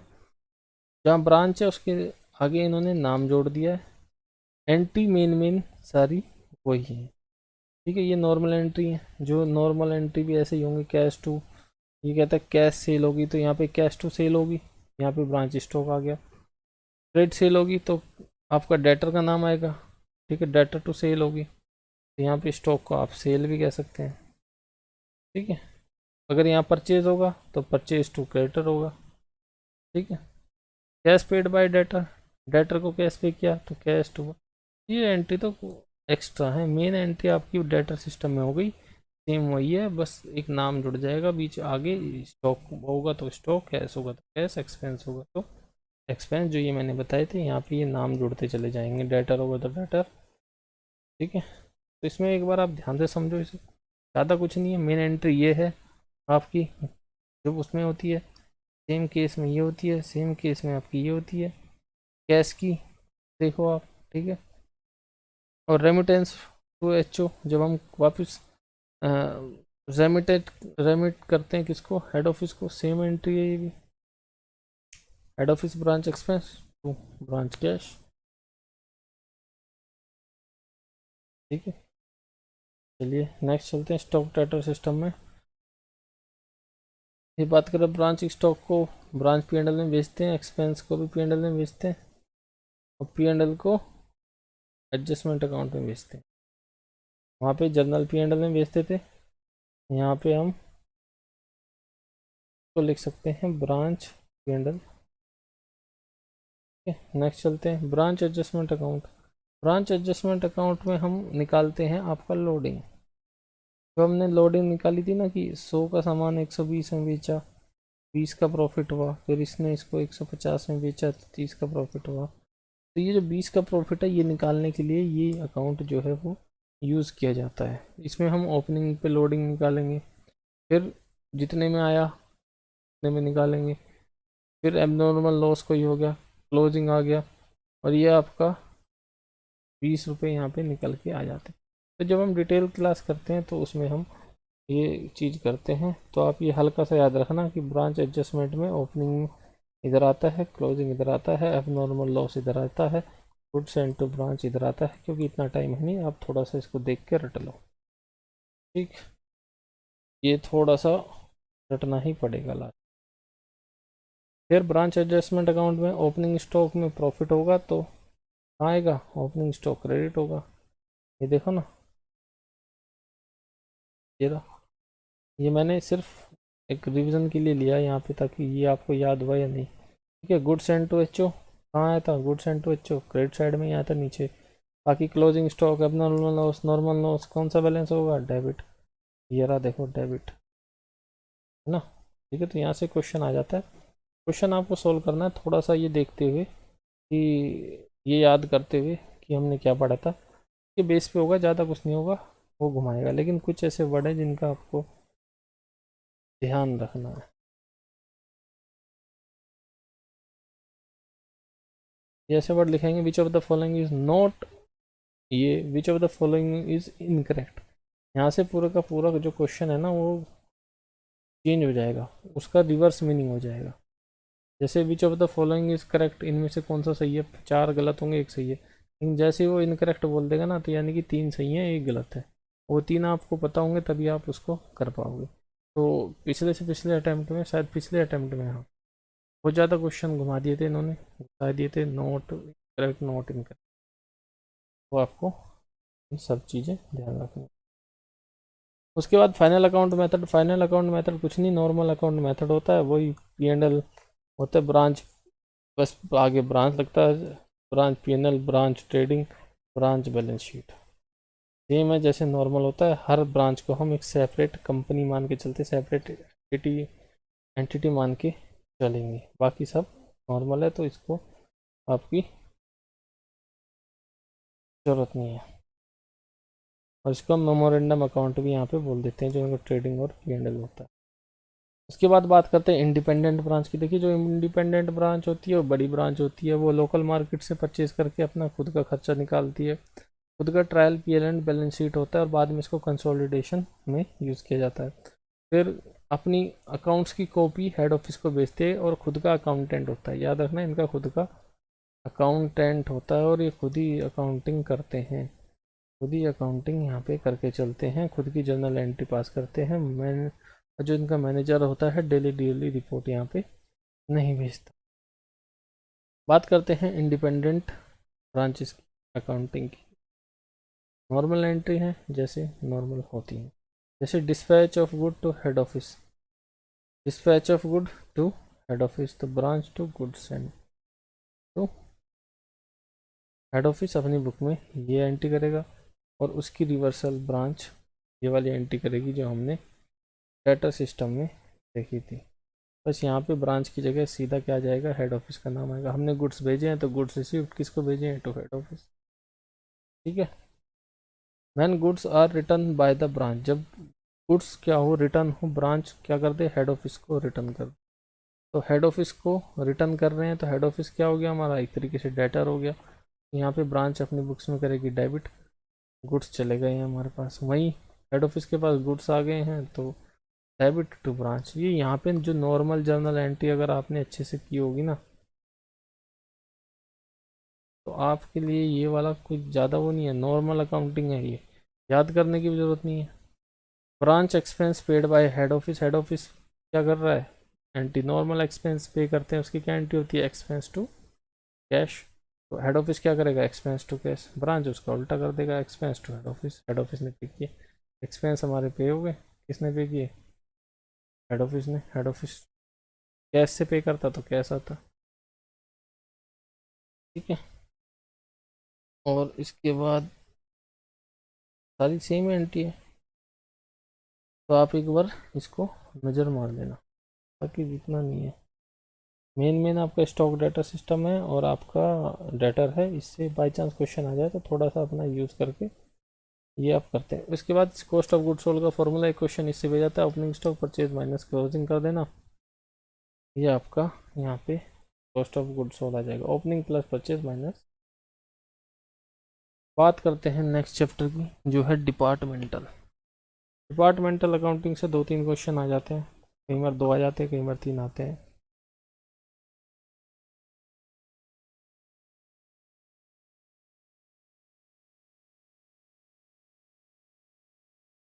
कि डिपार्टमेंट क्या होता है, जब बड़ा ऑर्गेनाइजेशन होता है वो हर चीज़ के लिए एक सेपरेट डिपार्टमेंट बना देता है। क्यों बनाता है? ताकि हर डिपार्टमेंट की परफॉर्मेंस नाप सके, हर डिपार्टमेंट की परफॉर्मेंस जो है वो मेजर कर सके, इससे ग्रोथ के चांस बढ़ सके। हर डिपार्टमेंट ग्रो करेगा तो ऑर्गेनाइजेशन अपने आप ग्रो करेगा। बाकी आपकी प्लानिंग अच्छी होती है, कंट्रोलिंग अच्छी होती है, कैपिटल आउटले इंक्रीज हो जाता है, और जजमेंट एफिशिएंसी आपका जो रेशियो वगैरह है वो भी सब पता चल जाते हैं। फिर है मेथड ऑफ डिपार्टमेंट अकाउंटिंग। ठीक है, दो तरीके के मेथड होते हैं, एक तो डिपार्टमेंट वाइज अकाउंटिंग होती है, एक सबकी इकट्ठी होती है। जैसे accounts of all department are kept in one book only, एक ही बुक में पूरे सारे डिपार्टमेंट का होता है, और separate book for each department. ठीक है, कोई खास नहीं। बेसिक ऑफ एलोकेशन, यहाँ से क्वेश्चन आता है, यहाँ से एक से दो क्वेश्चन यहाँ से आएंगे। देखिए होता क्या है कि यहाँ पे मेन जो इस डिपार्टमेंटल अकाउंटिंग में है वो हर डिपार्टमेंट को एक्सपेंस अलोकेट किए जाते हैं। तो किसके बेस पे? मान लीजिए ऑर्गेनाइजेशन ने एक कॉमन खर्चा किया, तो वो किस डिपार्टमेंट पे कितने, किसी फैक्टर के ऊपर, कोई ना कोई एक फैक्टर होगा जिसके ऊपर आपके एक्सपेंस जो है वो डिवाइड होंगे। जैसे आपका रेंट है, रेंट मान लीजिए दो डिपार्टमेंट है, एक आपके बड़े साइज़ में है, एक छोटे साइज़ में है। रेंट, टोटल रेंट है आपका 50,000। बड़े वाली बोलेगी कि मुझे, मैं तो बराबर रेंट दूंगी, आधा आधा दो एम। और जबकि छोटे वाली बोलेगी कि तो मेरा तो मान लीजिए 2 कमरों का है डिपार्टमेंट, और बड़ी वाली का 8 कमरों का है, तो उसका रेंट ज़्यादा होना चाहिए, मेरा तो 2 का होना चाहिए। तो इस ये जो चीज़ें हैं, ये कॉन्फ्लिक्ट्स हैं, इनको ख़त्म करने के लिए हम यहाँ पे डिपार्टमेंटल अकाउंटिंग के अंदर जो आपके एलोकेशन ऑफ कॉमन एक्सपेंडिचर है वो यहाँ पे करके चलते हैं। देखिए जो इसको कैसे करेंगे, जो इंडिविजुअल आइडेंटिफाइबल एक्सपेंस होते हैं, जो हम पहचान सकते हैं एक पर्टिकुलर ब्रांच के हैं, एक पर्टिकुलर डिपार्टमेंट के हैं, तो हम वो उसको एलोकेट कर देंगे। जैसे इंश्योरेंस चार्जेज ऑफ स्टॉक, ये हम एक पर्टिकुलर उसको अलॉट कर सकते हैं, क्योंकि एक डिपार्टमेंट होगा, उसके पास जिस डिपार्टमेंट के पास स्टॉक होगा उसी का इंश्योरेंस होगा, किसी और का तो हो नहीं सकता है। ऐसे ही ये आप इंडिविजुअल है। कॉमन एक्सपेंस कुछ ऐसे होते हैं जो हम बांट नहीं सकते, मतलब वैसे तो नहीं बांट सकते, लेकिन उसके लिए हमें कुछ टेक्निक्स यूज़ करनी पड़ती है, कुछ फैक्टर डिसाइड करने पड़ते हैं, किस बेस पे हम ये बांटेंगे। यहीं से आपका एक क्वेश्चन निकलता है। ये टेबल में से एक क्वेश्चन, अगर डिपार्टमेंटल अकाउंटिंग से क्वेश्चन आता है तो एक से दो क्वेश्चन यहाँ से निकलते ही निकलते। देखिए होता क्या है, rent, rate, taxes, repairs, maintenance, insurance, building. Building का जो रेंट हो गया, रेट हो गया, टैक्सेस हो गया, रिपेयर मेंटेनेंस हो गया, इंश्योरेंस और बिल्डिंग, ये हम कैसे बांटेंगे? देखिए ये बांटते हैं हम फ्लोर एरिया वाइज, जिसका जितना फ्लोर एरिया उतना उसका होगा। भाई नॉर्मल सी बात है, आपका रेंट जा रहा है तो जो ज़्यादा कमरे यूज़ करेगा वो ज़्यादा रेंट देगा। ठीक है, बाकी बचा आपकी लाइटिंग और हीटिंग एक्सपेंस। लाइटिंग और हीटिंग क्या, मीटर लगा दो, इंडिविजुअल कंजप्शन ऑफ एनर्जी आएगी, मीटर लग जाएगा, तो सबका अलग अलग आएगा। सेलिंग एक्सपेंस जैसे count, bad debts, selling commission, freight, outward, travelling, sales manager, ये कैसे बांटेंगे? ये बांट दो सेल्स, कौन सा डिपार्टमेंट कितनी सेल्स कर रहा है उसके अकॉर्डिंग उसका बांट दो। अब कोई लॉस में जा रहा है तो ये थोड़ा ना, और उसका खर्चा बढ़ता जा रहा है सेलिंग का, ये थोड़ा ना हम वो बांटेंगे। जो जितनी सेल कर रहा है उसके अकॉर्डिंग उसका सेलिंग। तो याद रखिए, rent, rate, taxes, repair, maintenance, insurance, building, आपका फ्लोर एरिया, लाइट, हीटिंग, आपका जो कंजप्शन है, और सेलिंग, सेलिंग एक्सपेंस वगैरह, ये सब आपका सेल्स आएगी ईच डिपार्टमेंट के। उसके बाद कैरेज इनवर्ड और डिस्काउंट रिसीव्ड, तो जितना परचेज किया। डिस्काउंट रिसीव्ड कब होगा? जब आप कैरेज इनवर्ड परचेज करके लाए हैं, जब आप परचेज करके लाए, कैरेज इनवर्ड कितना हुआ, किस डिपार्टमेंट ने कितना मांगा था उतना हम लेके आएंगे। मान लीजिए एक डिपार्टमेंट है, सबकी डिमांड गई थी, इकट्ठा सामान खरीदा, जिसने जितने मांगे थे उसको उतना ही तो देंगे। उसके बाद वेजेज एंड सैलरीज, तो किस डिपार्टमेंट ने कितना टाइम डिवोट किया, किस डिपार्टमेंट की कितनी मेहनत है, कितने एम्प्लॉय उसके लगे थे, उसके अकॉर्डिंग हम टाइम डिवोट, टाइम के अकॉर्डिंग यहाँ पे बांट देंगे। फिर आता है depreciation, insurance, repair, maintenance of capital asset. Capital acid है वो आपका नॉर्मल सी बात है, डेप्रिसिएशन और कैपिटल एसिड, इंश्योरेंस, अगर कोई एसिड है तो वो उसकी वैल्यू के अकॉर्डिंग होगा। अब मान लीजिए बिल्डिंग 5 करोड़ की है, तो उस पर जो डेप्रिसिएशन लगेगा वो उसके अकॉर्डिंग ही लगेगा, ना कि कुछ ओवरऑल के अकॉर्डिंग। फिर आता है आपका एडमिनिस्ट्रेशन और अदर एक्सपेंस, जैसे सैलरी ऑफ मैनेजर, डायरेक्टर। जो कॉमन एडवर्टाइजमेंट एक्सपेंस होते हैं वो टाइम के बेस पे, या फिर आप इक्वली सभी डिपार्टमेंट में बांट सकते हैं। डायरेक्टर की सैलरी सभी को बटेगी। ठीक है, एडवर्टाइजमेंट एक्सपेंस है, सारों का इकट्ठा होता है कंपनी का एडवर्टाइजमेंट, वो भी आप एक साथ बांट सकते हैं।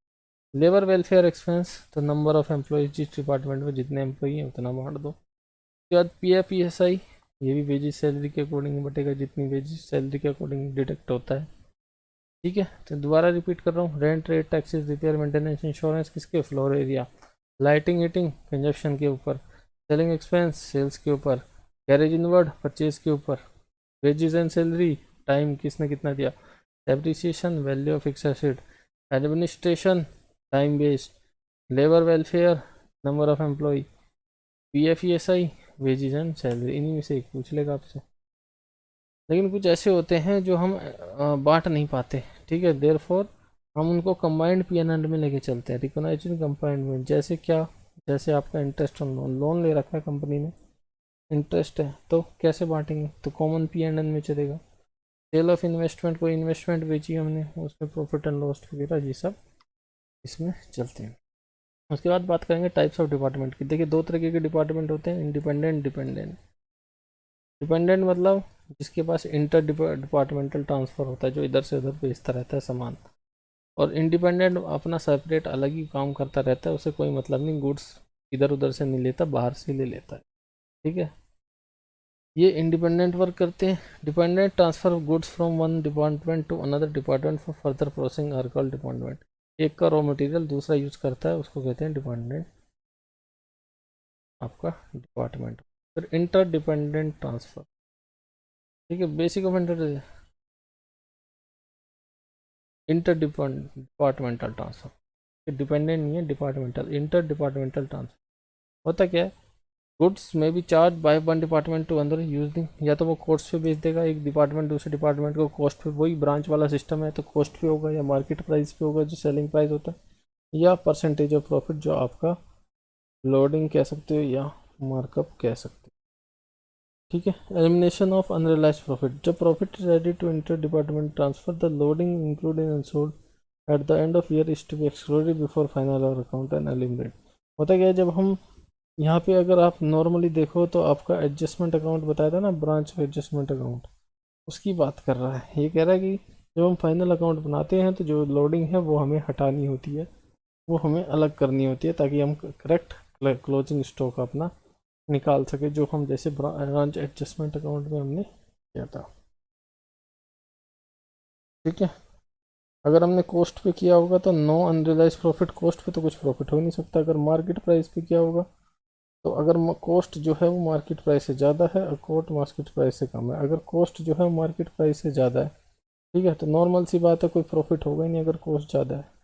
भाई अगर कॉस्ट ज़्यादा है तो प्रॉफिट थोड़ा होगा, और अगर कॉस्ट कम है, मार्केट प्राइस ज़्यादा है, तो इधर आ जाओ। फिर आता है कॉस्ट प्लस एग्रीगेट परसेंटेज, तो नॉर्मल सी बात है, elimination of unrealised profit through inventory और P&L। जो प्रॉफिट है P&L में जाएगा, इन्वेंट्री है जो क्लोजिंग स्टॉक में आ जाएगी। बेसिक कंसेप्ट है। ठीक है, उसके बाद इंटर डिपार्टमेंटल ट्रांसफ़र क्या में स्टॉक आ जाता है। स्टॉक कैसे मेजर करेंगे, जो आपका transfer price of unsold good पड़ा हुआ है into profit included divided by profit. मैंने बताया ना, जो आपका क्लोजिंग स्टॉक होता है उसमें से जो मार्कअप अनलोडिंग या आपको कह सकते हैं प्रॉफिट है, वो हमें माइनस करना होता है, ताकि हम करेक्ट क्लोजिंग स्टॉक निकाल सके। जैसे transfer price of unsold stock पड़ा हुआ है, उसमें उसको इंटू कर देंगे प्रॉफिट इंक्लूड, जितना प्रॉफिट परसेंटेज है, डिवाइडेड बाय ट्रांसफर प्राइस, तो आपका यहाँ पे स्टॉक रिजर्व आ जाएगा। ठीक है, देखिए पढ़ लीजिए एक बार। अनरियलाइज्ड प्रॉफिट होता है जो अनसोल्ड इन्वेंट्री में eight the end of accounting period eliminated by creating a appropriate stock reserve by debiting the combined P&L account। ठीक है, P&L में हम उसको डाल देते हैं जो आपका स्टॉक रिजर्व होता है। जर्नल एंट्री है, एंट्री जो आपका अनरियलाइज प्रॉफिट है उसको हटाने के लिए हम ये एंट्री करते हैं। तो ये बताया ना, P&L में डेबिट कर देते हैं टू स्टॉक रिजर्व, जो यहाँ पे हमने ये अभी पढ़ा था। क्या करना है भाई, P&L टू स्टॉक रिजर्व, ये आपका प्रॉफिट है। ठीक है, अनरियलाइज प्रॉफिट है। नेक्स्ट ईयर में हम इसका उल्टा कर देते हैं, जो ओपनिंग होगा अगले साल का, ये तो नॉर्मल सी बात है, ओपनिंग होगा तो इसका हो जाएगा। तो ये वाली याद कर लो, profit to stock reserve. Normally जो पी एंड एल होता है आपका, उसमें प्रॉफिट यहाँ आता है, तो profit to P and L अपने आप ही ये एंट्री। तो एक बार आपको एंट्री समझनी है, अगर एंट्री आपकी क्लियर है ना, जर्नल एंट्री, तो समझ लीजिए आपकी ब्रांच अकाउंटिंग, डिपार्टमेंटल अकाउंटिंग, ये सारी आपकी चैप्टर टिप्स पे होंगे, ये बड़े इजी लगेंगे आपको। लेकिन अगर एंट्री आपकी क्लियर नहीं है तो ये सब आपको रटना पड़ेगा। डिस्क्लोजर इन बैलेंस शीट, तो जो अनसोल्ड क्लोजिंग इन्वेंट्री होती है, नॉर्मल सी बात है। जो स्टॉक रिजर्व है, अभी हमने देखा ना, ये था ना, ये इन्वेंट्री है, ये क्लोजिंग इन्वेंट्री है, ये आपका P&L में चला गया स्टॉक रिजर्व। ये जो क्लोजिंग इन्वेंट्री कहाँ जाती है, अगर आपने फाइनेंशियल स्टेटमेंट में पढ़ा था, बैलेंस शीट में जाती है, और P&L प्रॉफिट वगैरह P&L पे जाता है। तो वही कह रहा है ये closing inventory, current asset inventory, उसमें से हम कर देंगे लेस, स्टॉक रिजर्व से लेस कर देंगे। दो तरीके होते हैं, या तो P&L में दिखा दो या यहाँ से लेस कर दो, जैसे डेप्रिसिएशन, या तो P&L में दिखा दो या फिक्स एसेट्स में से लेस कर दो। फिर आता है मेमोरेंडम स्टॉक अकाउंट, फिर इसके बाद क्वेश्चन है मेमोरेंडम स्टॉक और मेमोरेंडम मार्कअप अकाउंट क्या होता है। नॉर्मल सी बात है, वही अकाउंट होता है, बस उसमें एडजस्टमेंट अकाउंट हमने देखा था।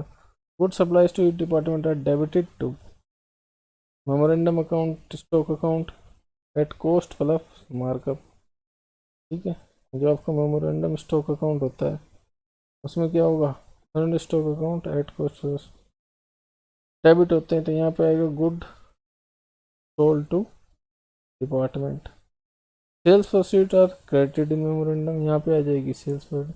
एक तरीके से P&L अकाउंट होता है, और कुछ नहीं है, बहुत सिंपल, उसमें समझ लो ये P&L अकाउंट है। ठीक है, बात करते क्वेश्चन की, कैसे क्वेश्चन आते हैं। The purpose of dash is to eliminate unrealise profit. अभी मैंने बताया किसका, स्टॉक रिजर्व का पर्पज होता है एलिमिनेट करना अनरियलाइज प्रॉफिट को अनसोल्ड इन्वेंट्री, यानी कि क्लोजिंग स्टॉक पर आपको ये एंट्री होती है ना, जो हमने एंट्री की थी P&L टू स्टॉक रिजर्व, वो वाली। Departmental account are prepare to ascertain, क्या, डिपार्टमेंटल की एफिशिएंसी, वर्कर की एफिशिएंसी, सेल्स की इनकम, शेयर वैल्यू, पर डिपार्टमेंट की efficiency. Departmental accounting where separate book of account for, जहाँ सेपरेट बुक बनती है हर डिपार्टमेंट की, ई डिपार्टमेंट की, यानी कि independent account. Selling expenses, selling expense बताओ, सेल्स के ऊपर थे, याद हो आपको। गुड्स ट्रांसफर फॉर, एक डिपार्टमेंट से जब दूसरे डिपार्टमेंट में भेजते हैं, तो अभी क्या पढ़ा था हमने, उसको कहते हैं inter departmental transfer. Goods are transfer from one department to other department, transferring the goods should be, एक डिपार्टमेंट से दूसरे डिपार्टमेंट में भेज रहे हैं, तो बताओ क्या होगा, क्रेडिट होगा। अभी पढ़ा था ना मैंने, हो गया। ये देखो, goods supply to department debited to memorandum, memorandum stock में ये क्या हो रहा है, डेबिट हो रहा है। एंट्री क्या होगी, मेमोरेंडम स्टॉक अकाउंट डेबिट, ये इधर है तो टू आ जाएगा, टू गुड्स, तो ये गुड्स क्या हो रहे हैं, ये क्रेडिट ही तो हो रहे हैं, तो यही तो पूछा है। ये देखो, goods transfer from one department to other, there called, ये वन डिपार्टमेंट टू अदर, तो department transfer the goods should भी, गुड्स क्या करेंगे, गुड्स को हम क्रेडिट करेंगे, और उस डिपार्टमेंट को या मेमोरेंडम अकाउंट को हम डेबिट करेंगे। Goods transfer one department to other department, they are called inter departmental, same खुल गया। इन departmental expense like directive fees, interest, क्या करना है, कौन, जर्नल P&L में जाएंगे, मैंने बताया था ये सब में बटेंगे, डायरेक्टर सबके होते हैं। Department P of Vaidya and sons transfer good to department Q, P ने Q को भेजा। जो ये मार्कअप वाला भी मैंने पढ़ाया था ना, ऐसे क्वेश्चन आता है, 25% on cost. If closing stock of department is 65,000, 65,000 यहाँ क्या है, स्टॉक। ठीक है,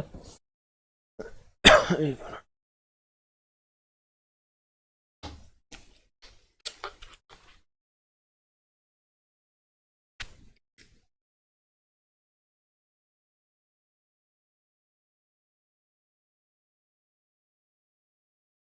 हाँ, स्टॉक रिजर्व क्रिएटेड, ठीक है, ये पूछा 65,000 है, नॉर्मल सी बात है, 65,000 है, 25%, ठीक है। क्या 25% इसमें इंक्लूड है? इंक्लूड है, ठीक है, 125 हो जाएगा, हाँ हो जाएगा। एक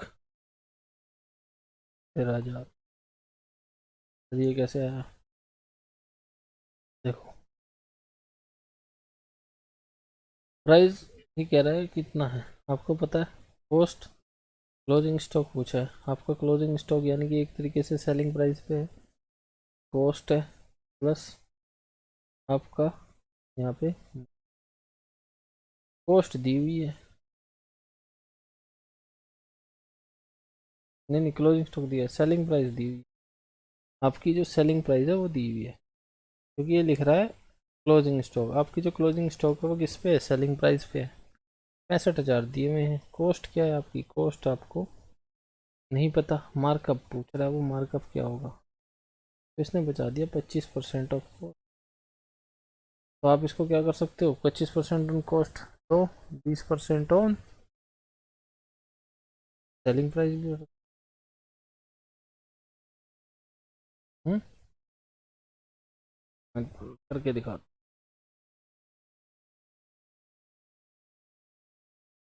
एक तो तरीका हो गया ये करने का, दूसरा देखो जो मैंने मार्कअप वाला सिखाया था ना, ये मैंने बताया था selling price equal to cost plus profit, बताया था।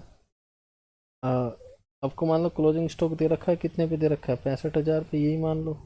कॉस्ट दे रखी है? नहीं। प्रॉफिट दे रखा है? हाँ 25% ऑन, तो मैंने क्या कहा था, 25% of cost, 20% of selling price, ये हमने पढ़ा था ना अभी मार्कअप में, 25% कॉस्ट पे तो 20%, अगर आपको ये पता है जैसे 25% ऑफ कॉस्ट दिखा, 20% ऑफ एस पी, उस एस पी दे रखा है 65,000 इंटू 20% कर दो, 6.5 6.5 13,000, ऐसे भी कर सकते हो। ये फॉर्मूले ट्रिक्स डेवलप कर रखे हैं, ये बहुत एग्ज़ाम देते हैं, एग्ज़ाम में बहुत फ़ायदा करते हैं, टाइम बचाएंगे आपका, मेन है आपका टाइम बचना। मुझे बता basis of percent of expense और करेक्ट लेंडर, बताओ कौन सा अप्रोक्सीमेट सही है, ये भी यूपीपीसीएल का एग्जाम का क्वेश्चन है। Depreciation of machinery on value of machinery, depreciation लगाया हमने मशीनरी पे, वैल्यू ऑफ मशीनरी पे ही डेप्रिसिएशन लगाया, फिक्स एसेट पे हमने बताया था उसकी वैल्यू पे जाएगा, ये करेक्ट है। Insurance on stock on the value of stock, insurance भी किस पे किया? वैल्यू ऑफ स्टॉक पे, ये भी करेक्ट है। Rent is a percent where floor space, मैंने बताया था रेंट रिपेयर मेंटेनेंस आपकी फ्लोर पे जाके, तीनों सही हैं।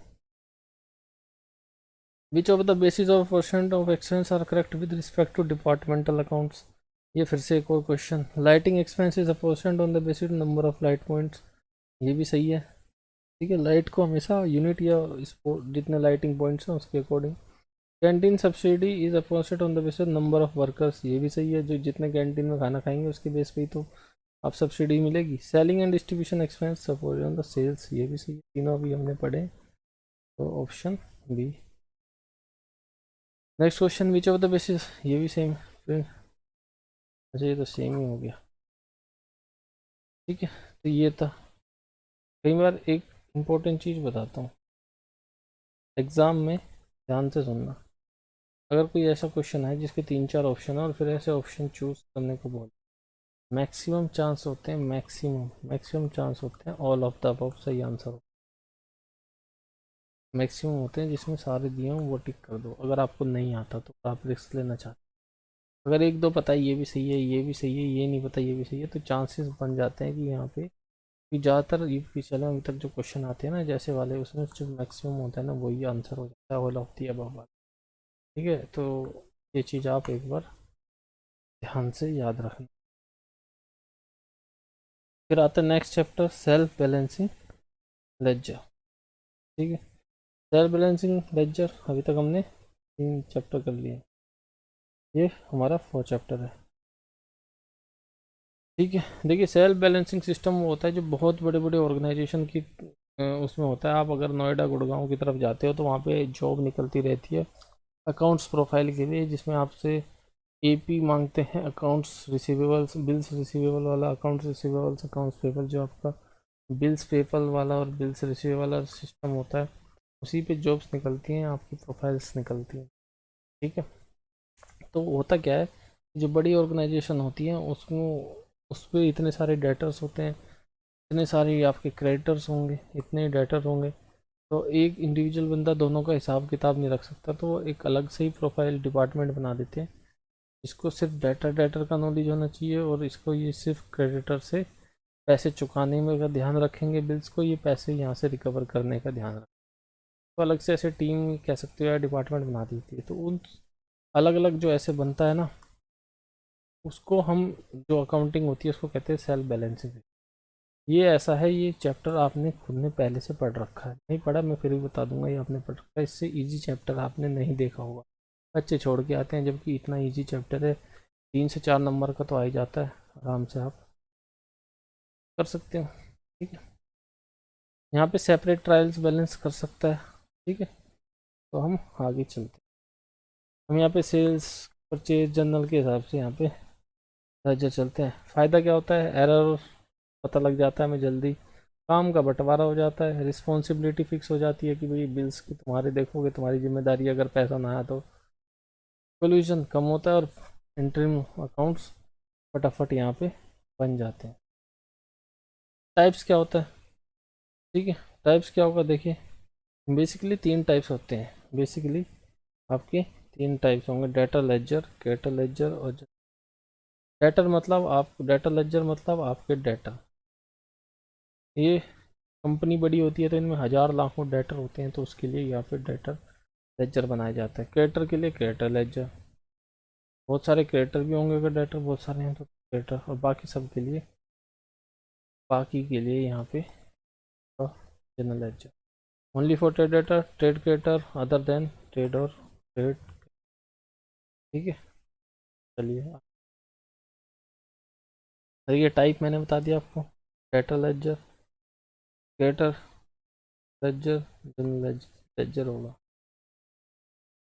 Creator ledger account.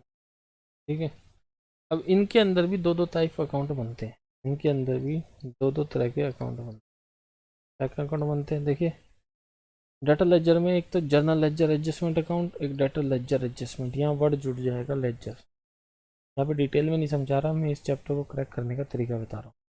यहाँ पे जर्नल लेजर एडजस्टमेंट अकाउंट और क्रेडिटर लेजर, और जनरल लेजर एडजस्टमेंट अकाउंट में सिर्फ एक ही है। जनरल लेजर में कौन सा अकाउंट है, एक ही याद कीजिए, जनरल लेजर मेरे साथ, जनरल लेजर में क्या है, एक ही है, जनरल लेजर एडजस्टमेंट अकाउंट, बाकी सब में एक एक अकाउंट, तो डाटा लेजर है, एक क्रेडिटर लेजर है, और सब में एक एक जनरल अकाउंट लेजर तीनों में कॉमन है, और दोनों में डेटर में डेटर, क्रेडिटर में क्रेडिटर। जहाँ अब इस चैप्टर को याद करने का तरीका है, जहाँ क्रेडिटर आए वहाँ क्रेडिटर लेजर आएगा, जहाँ डेटर आए वहाँ डेटर लेजर आएगा, बाकी जो भी बचे वहाँ जनरल लेजर एडजस्टमेंट। अब यहाँ से क्वेश्चन आता है, जितने भी क्वेश्चन आते हैं एंट्री से आते हैं, एंट्री करने का बहुत सिंपल सा तरीका है, देखिए नॉर्मल, सबसे पहले हम बात करेंगे डेटा लेजर अकाउंट की। बहुत इजी है, डेटा लेजर अकाउंट मान लीजिए क्रेडिट, बात वही है, यहाँ पे भी अगर आपने एंट्री आती है आपको जर्नल एंट्री, तो ये भी चैप्टर ख़त्म है। क्रेडिट सेल्स किया, सेल्स की एंट्री क्या होती है, डेटा टू से क्रेडिट सेल किया। ठीक है, देखिए याद रखिए कैश का नहीं होगा यहाँ पे, कैश सेल परचेज नहीं होगी यहाँ पे, ये यहाँ पे नहीं होगी, क्यों नहीं होगी, क्योंकि अकाउंट ही क्रेडिटर के लिए बना है, डेटर के लिए बना है, तो अगर क्वेश्चन आ जाए कैश वाला सिस्टम यहाँ पे नहीं है, याद रखना। ठीक है, नो कैश सेल, और ये देखिए क्रेडिट सेल आ गई, एंट्री होती है डेटर टू सेल। ठीक है, बस करना क्या है, जहाँ डेटर है वहाँ लिखना है डेटर एडजस्टमेंट लेजर, बाकी जो भी हो उसकी जगह आ जाएगा जर्नल लेजर।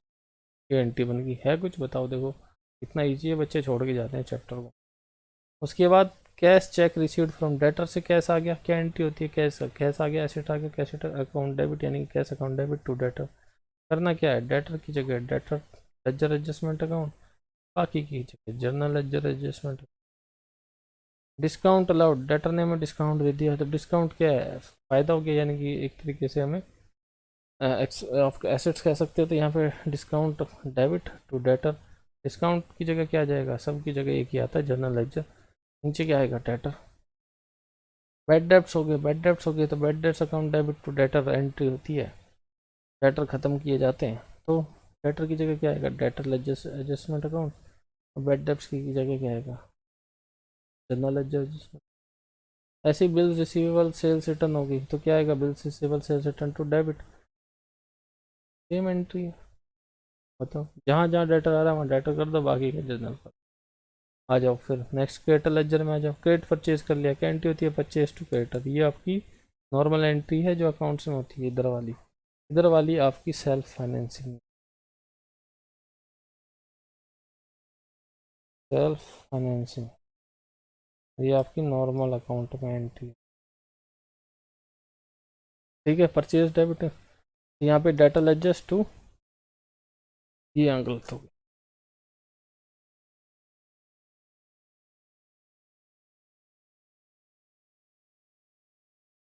यहाँ पे आएगा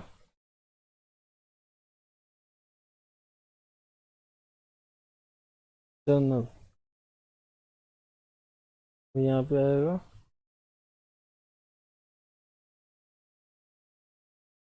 क्रेडिटर।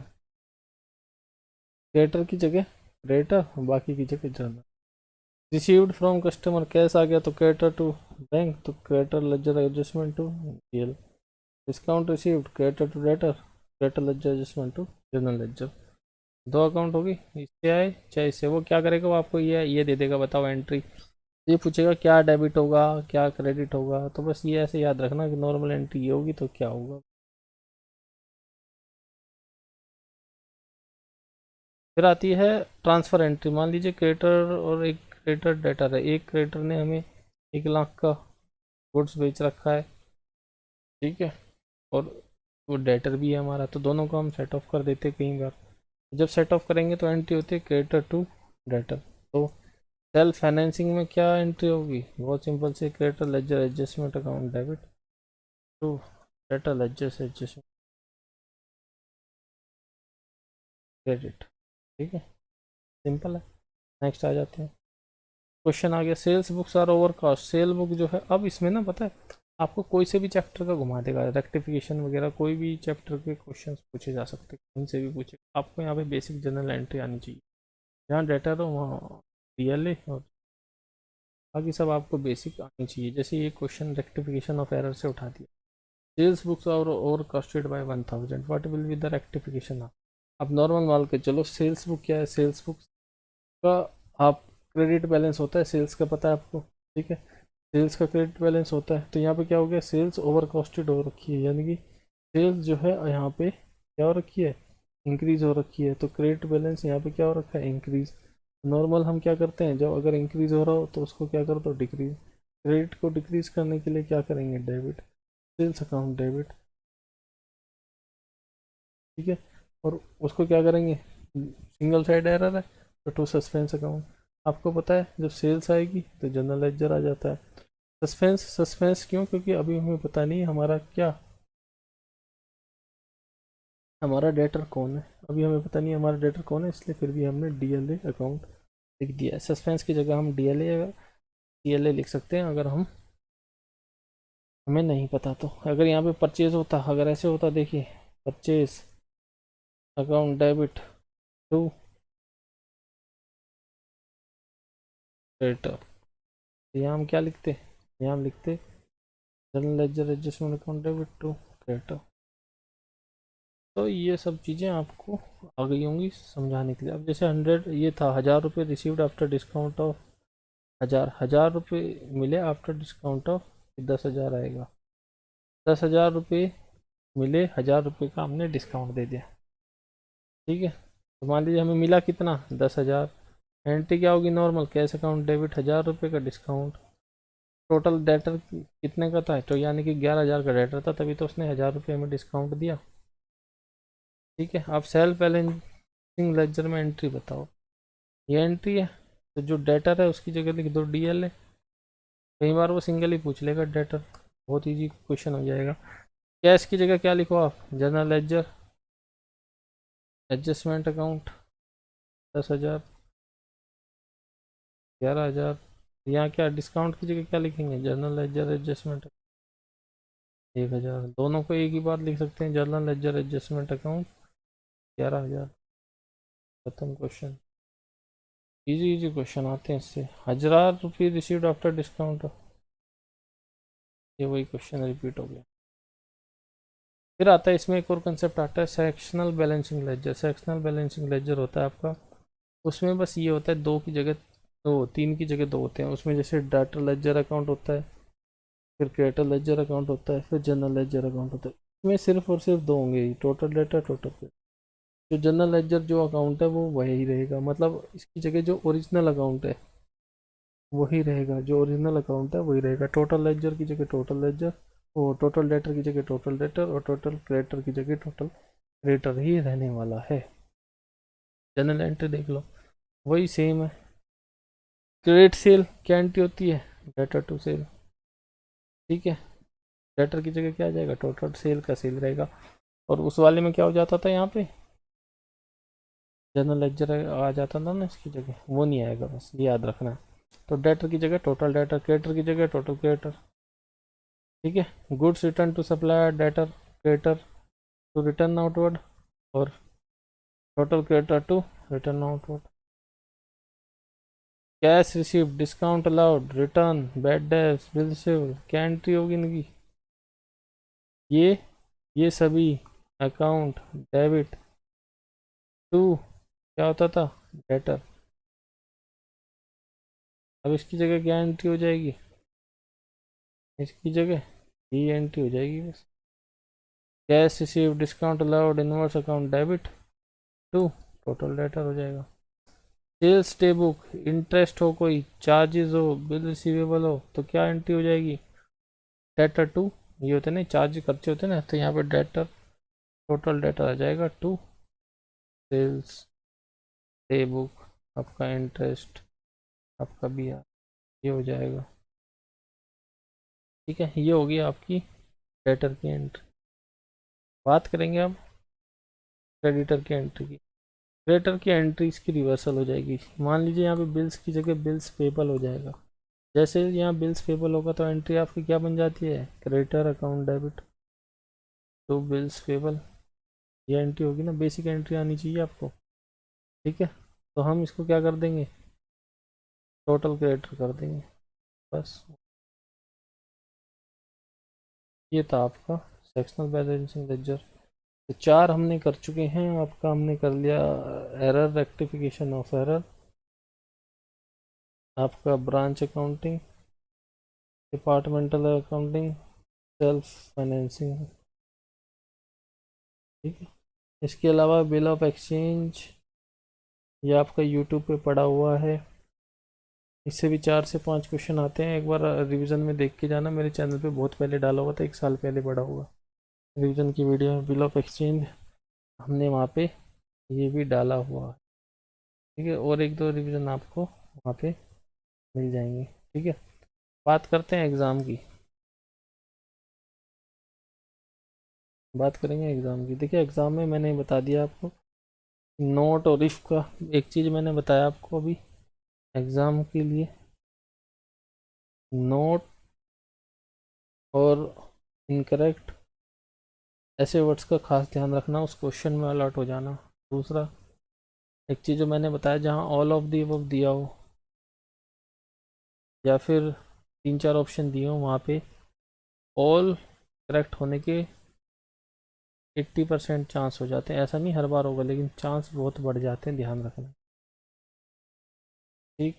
उसके बाद आपका स्कोर, सर एक स्कोर कितना होना चाहिए, देखिए कम से कम आप 100+ कीजिए अगर आप अच्छी जगह पोस्टिंग चाहते हैं। 100+ मिनिमम चाहिए आपको। अगर आप जनरल कैटेगरी में हो 105-10 तो मार के चलिए।